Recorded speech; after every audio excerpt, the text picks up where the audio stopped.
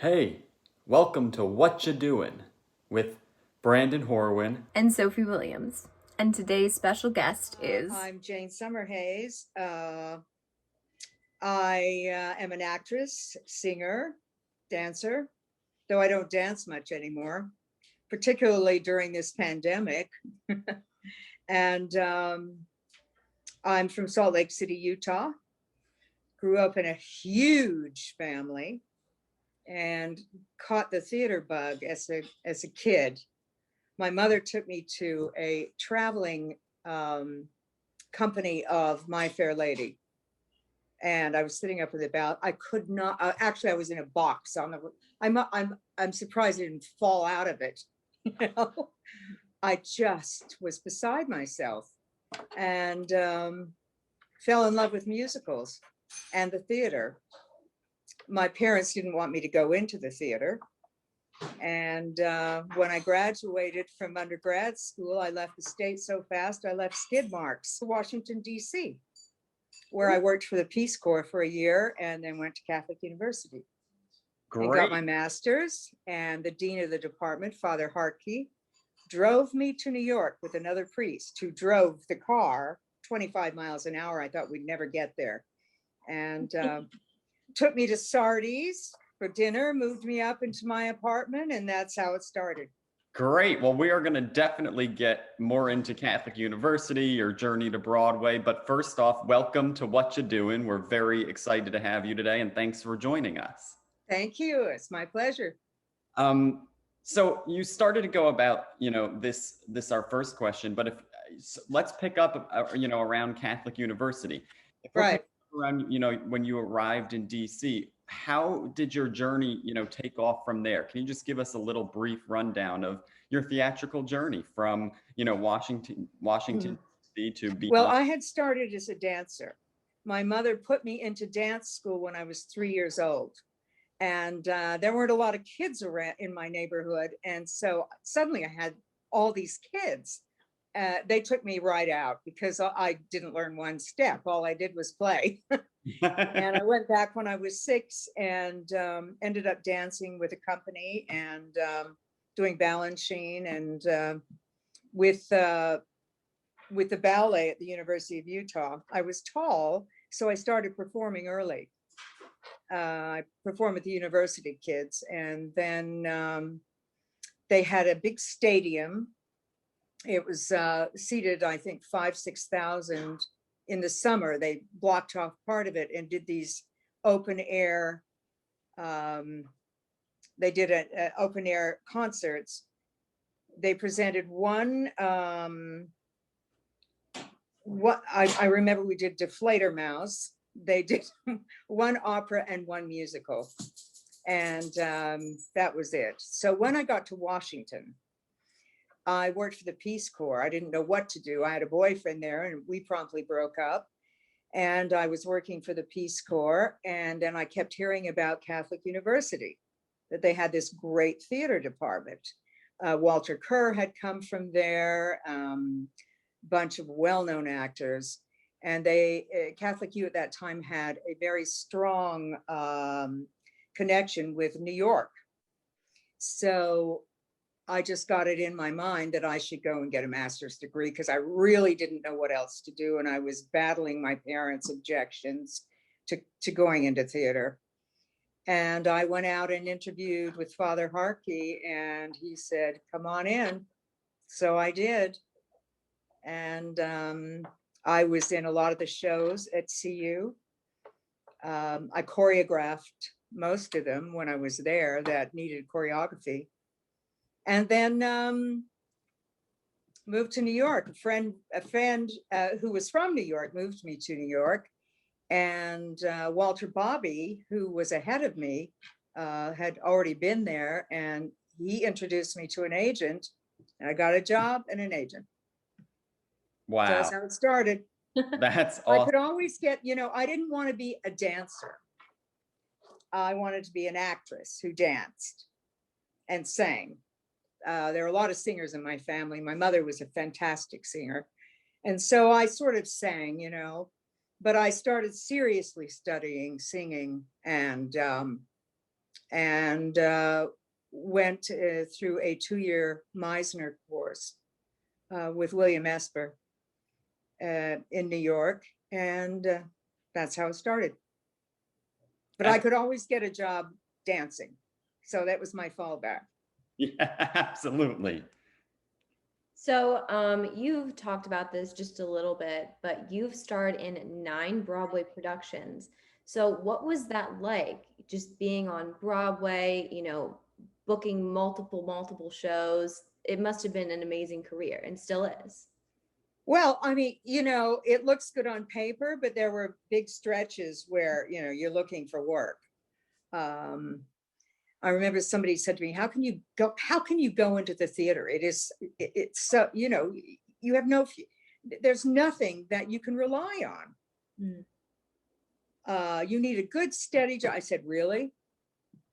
You think life is just mapped out? That's what you do? I said, I really had no choice. And when young people say to me, I think I want to be an actor, I said, if you think you want to be, forget it. You do it because you have to. Yeah. And I had to, and I kept plugging away at it. My first huge job was Chorus Line. Yeah. Which I opened in London. And then I remember the audition. It had already opened on Broadway when I auditioned. Michael Bennett was forming 2 more companies. The Broadway company was going to go out to LA, and he was casting a company to go straight to Broadway and one to go to London. Well, I wanted to go to London. And then I wanted to come back to Broadway. That was my plan, pretty cheeky, don't you think? And everybody was getting a call. I got in, I'm doing it here, and I'm not hearing anything. And at my initial audition, he came up on stage and said, who are you? Where have you been?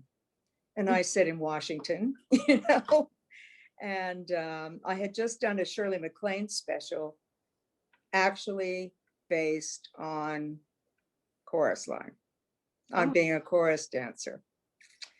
And he said, well, what have you done? I said, I just did a Shirley MacLaine special called Gypsy and he grabbed my arm. He said, is that anything like my show? And I said, I don't know, I haven't seen your show. And he just stared at me, because that was what everybody wanted to see. And I said, I can't get a ticket. He said, I'll get you a ticket. So I figured, that I would be called back. Well, I wasn't hearing anything. Finally, I got a call to come in. I went in and I was the only person there.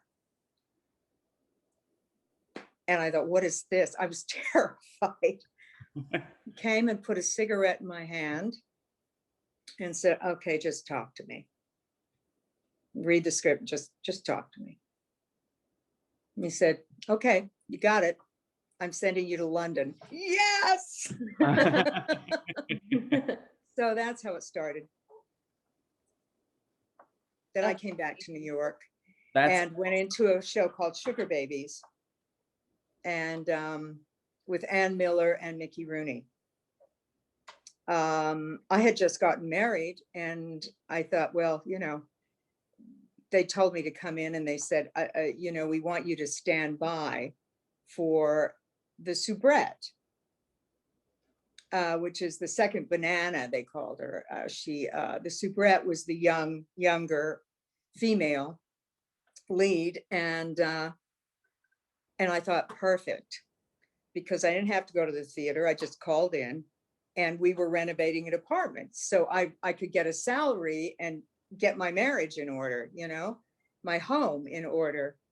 And then when at the audition, they said, can you tap? I said, well, tap dancing's like bike riding. I hadn't studied tap since I'd been 12. And I said, sure, and they gave me a step. I did it. And he said, will you also stand by for Ann Miller? And I was like, well, yeah, sure. I heard she never went off, so that's a saga. So I ended up, they hired me as the soubrette.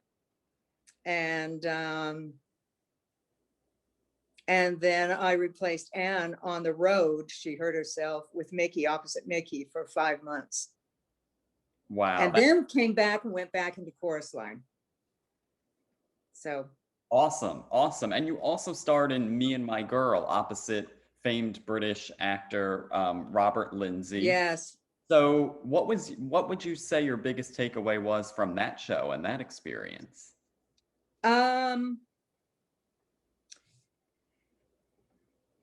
It was fun. First of all, every night was a picnic.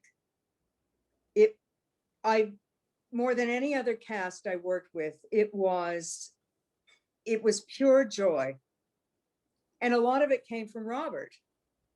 Robert Lindsay can do anything. I have enormous respect for him and admiration for his talent. He's a classical actor. He got the Fred Astaire Award for dancing that year, which is amazing because he really wasn't a dancer. He's just a brilliant actor and one of the kindest, most generous, fun-loving people I've ever met. So that was the whole atmosphere every night. It was just a romp. Everyone should have an experience like that. Yes. And so, we touched on your time with Catholic University, but being that we're students there now and we're about to graduate, how would you say Catholic University and CUA drama sort of helped craft your career for you going forward? I guess, what were you able to take from your time at Catholic University to then launch your career going forward? You said you had choreographed multiple shows and you focused a lot on performing when you were there. So would you say that, crafting your own craft there during that time did, get you to the next level in New York?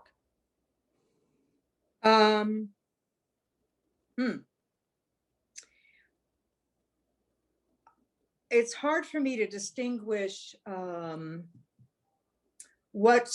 what I got at Catholic U was a lot of experience and knowledge, but I also met a lot of people. Father Harkey at that time, who was the dean of the department, actually founded it. I believe that's right. Yeah. In fact, the theater at CU is, of course, named after him, the Gilbert V. Harkey Theater. He was very smart. He kept a very strong connection with New York. And New York actors would come down and guest in shows and would talk to us about, the theater. At that time, I helped work myself through by doing political satire at Mr. Henry's in Georgetown on weekends.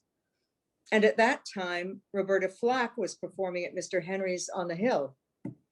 So I would go down and listen to her. I got a lot of experience doing that. And the experience of working in the shows at CU and with really good people. I mean, there was so much talent there at that time. Also, there were a lot of programs that were international. I did two, and also Olney Theater. So you had all these avenues, that you could work in and get experience in, and which is so important because I think the best teacher is the audience. And so I really learned a lot there. And I got a surer footing so that when I went to New York, it wasn't something alien to me. I felt at home. Yeah. So going off of that, you've talked a bit about finding connections in New York, forming great relationships, but how did you personally kind of set yourself apart from the crowd? How did you find your voice as an actor in New York City?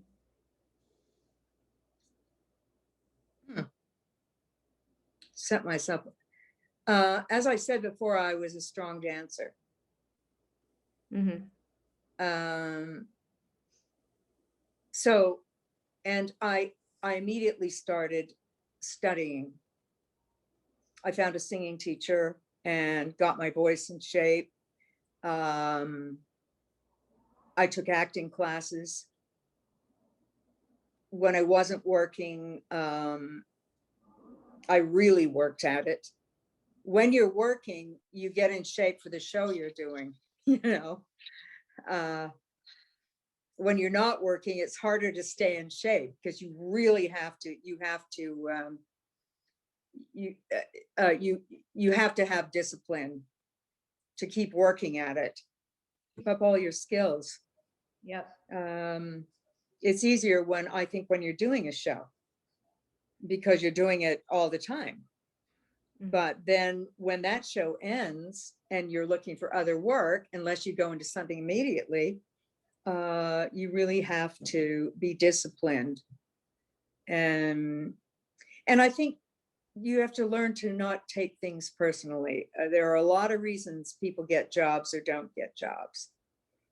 So it's important, I think it's important to learn how to audition, which is a whole other skill. And you just have to be good. If you are good, you will work. If you keep it, if you keep your skills up, you will work. Yep. Does that answer your question? Perfectly. So you also joined the cast of the '98 production of Cabaret in New York on Broadway. We were actually talking about Cabaret a little bit with Sydney Beers from Roundabout Theater Company, who came on a few episodes ago. She was talking about how sort of revolutionary Sam Mendes's production concept was, because he actually put the musicians on the stage to be a part of the action, you know, which was something that, a concept that hadn't been really seen or welcome to the New York theater community as much, if at all, at that point. So can you talk about your time a little bit with that show? And, you know, it's had an enormous history since. I was a standby in that show. I stood by for Fräulein Kost. And I had to learn the accordion in 2 weeks. Wow. Wait a minute, I'm wrong. It's been so long. No, I was hired for the role. I had to learn the accordion for 2 weeks, in 2 weeks. Well, I had problems from chorus line, because when we did chorus line in London, we did it on a raked stage, 16 inches from the front to the back. So I'm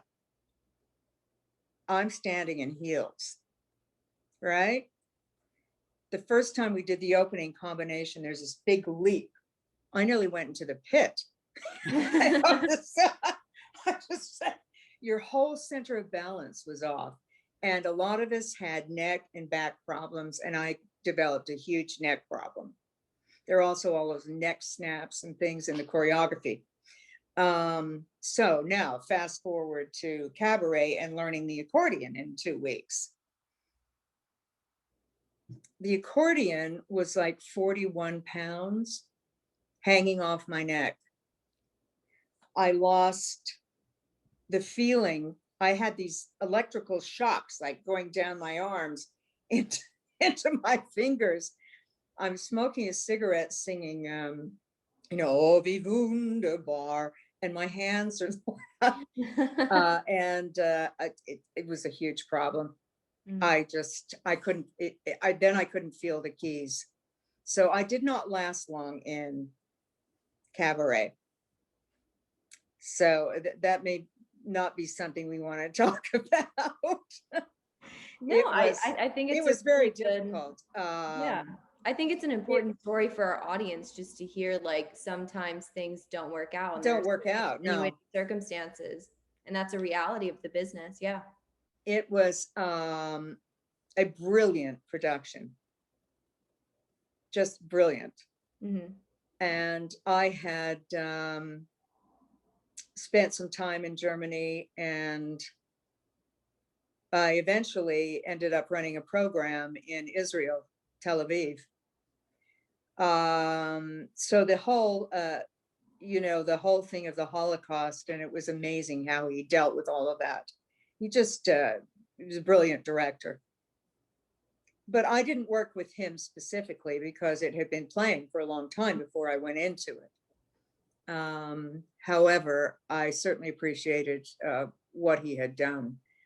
The whole musician thing was, of course, a disaster for me. But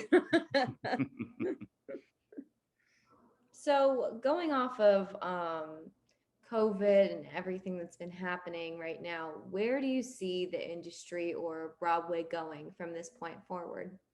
boy, that's anybody's guess. Exactly. Yeah. I wouldn't go sit in a theater right now, would you? Seems unsafe. Yeah. Yeah.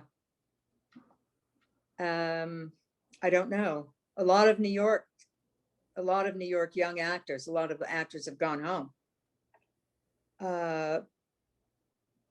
This is my home, so I'm here. And, people are finding other ways of holding on until things come back, and they will come back. They always do. What form it comes back in, we don't know. Things change. The theater is a reflection of what's going on. It's changed enormously since I've started. The roles I play are different now. But I've always felt theater was necessary. I don't think it's a side. I think it not only enhances life, it's a reflection of life, and I think you learn from it. That's not its primary purpose. But to me, it's like a modern day mass, people from all walks of life gather into one space and share. They share something that they wouldn't otherwise. It's immediate. It's not like television or film. You are part of the action, and you really are. I've played a lot of comedy, and there's what's going on the stage, and there's the audience, and it's an interaction, and the electricity that goes back and forth is sometimes so thick you feel like you could cut it with a knife. Yeah. It's thrilling, and it's life affirming, and I think it's necessary, and I think it will always come back. It's been here since year one, Absolutely. And so you've already offered some incredible advice for our audience, comprised of many students and, aspiring artists and actors and theater folk themselves. So what further advice do you have for current, students or artists that are still trying to push through in this time and make their mark, and sort of a career going forward? Okay. Get your skills up. Watch people. I love to people watch. I'm crazy about the subway. Now what you mostly see are people doing, on their cell phones. But it's fascinating to just, look at people and build a story around them. Observe human behavior and your own. Try to understand yourself, but develop your skills. And then understand, a lot of people try to make themselves into what they think people want. There's only one of you. That's it, one of you. You're enough, and develop what that is, and trust it, and be large with it, be generous with it. Absolutely. Thank you for that. That's excellent. Yeah. So, wrapping up here, do you have a favorite experience that you've done, you've worked on in your career, or is there one that just really sticks out to you in your memory? um, favorite experience, I don't know if I'd say favorite.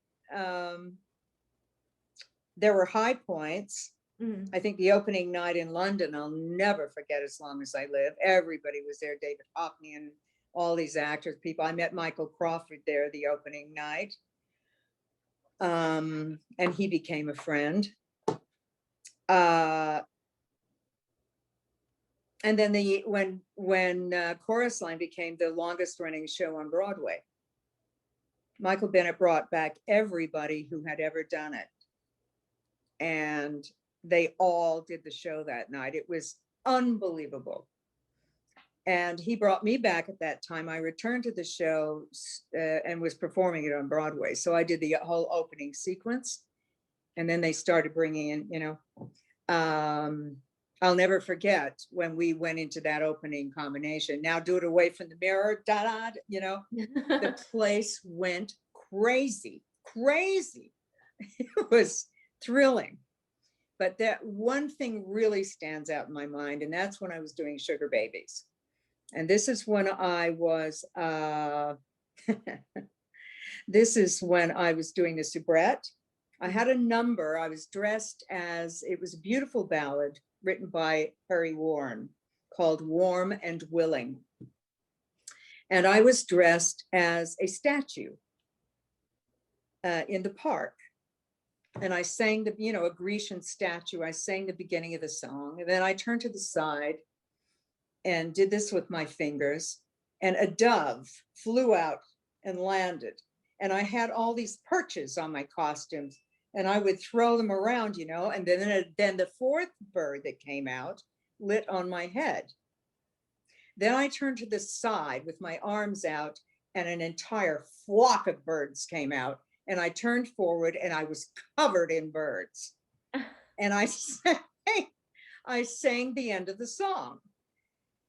Right before the high note, the bird on my head left a calling card on the tip of my nose. I slammed my mouth shut. My eyes, I guess, were this big. The conductor fell over the podium and threw his baton in the air. The orchestra stopped playing. The place went into hysterics. And I go, bring down the curtain. I'm standing there. The curtain came down. A cleanup team came in. Yeah, that I'll never forget that. That is some experience. Now, similar to that, do you have, and this may be it, so you may or have maybe already answered this question. Do you have a favorite story that you love to tell from your career? Was it meeting somebody? Was it working with somebody? Was it on-stage experience? Just something that comes to mind.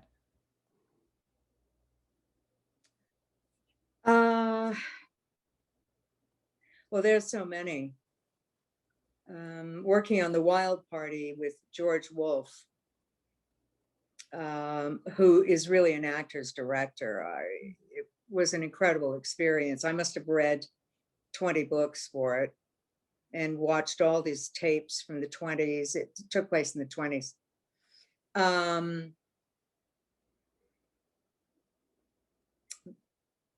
When I stood by for Ann Miller, people kept saying she was out last New Year's, and I'm playing the soubrette on Broadway, and I hadn't had a rehearsal for her role forever. But I was there every night, so, doing my own role, and I was watching her. I'd stay in the wings. I learned, that's another thing. Watch actors, learn from the best. Nobody could control an audience like Mickey Rooney. The man was brilliant. So I was actually at a party New Year's afternoon, New Year's Day. And I said, okay, I got to go. I, of course, was watching. I wasn't drinking or anything, but I've got to go. I got to be a soubrette in half an hour. I arrived at the theater and everybody's standing in the entrance to the stage door. And I came in, they said, Jane, you're on. I said, Anne's out. I said, I've got to get a sandwich. I'll be right back. I ran around the corner and tried to steal myself and came back and I was thrown on. And I hadn't had a rehearsal. They were literally reading the next scene while I was in the dressing room changing costumes. I was rehearsing the next scene. And there was Anne and Mickey did a duet. And it was a whole series of different numbers put together. And he starts it out. He's playing the piano. I can't give you anything but love, Janie, instead of Annie. I can't give you Janie. And I'm standing at the piano and I'm going, oh my God, I'm standing here with Mickey Rooney. What do I do next? He was so generous and got me through that. And it was just heaven. And I ended up working with him 5 months on the road. But I will never forget that feeling, standing at that piano with a full audience at the Mark Hellinger Theater, which is now a church, but it was the most beautiful theater on Broadway. It was just gorgeous. And standing there with my hand on the piano, staring at him and going, oh my God. I'm standing on stage with Mickey Rooney. What do I do next? That's amazing. Thank you for sharing that with us and taking us back to that moment. That was great. And, congratulations on everything. You've had a really remarkable career that, inspires students like us to, take ourselves to the next level and pursue our dreams. So thank you so much for coming on and joining us today and sharing your stories and your career advice, inspiration. Is there anything we can, promote on here for you, or any final words that you'd like to share with our audience? Just my final words are just believe in yourself. You're both adorable. I enjoyed it. Thank you so much.